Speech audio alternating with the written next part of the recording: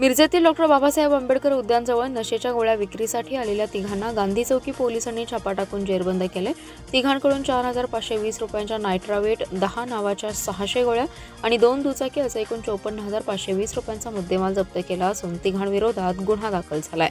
त्यांना 3 दिवसांची पोलीस कोठडी मिळाली आहे। ओंकार संभाजी साळुंके, मोहम्मद रफिक सादिक गोदड यांना अटक केली आहे।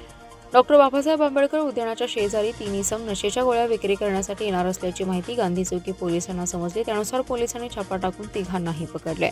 त्यांची झडती घेतली असता त्यांच्याकडे नायट्रोवेट 10 नावाच्या 600 गोळ्या तसेच त्यांच्याकडे असलेल्या 2 मोटरसायकली जप्त करण्यात आल्या। ओंकार साळुंके हा अट्टल गुन्हेगार असून तो सांगली कोल्हापूर जिल्ह्यातून हद्दपार आहे। हद्दपारी असताना ओंकार साळुंके हा परत नशेच्या गोळ्या विक्री करण्यासाठी आला होता।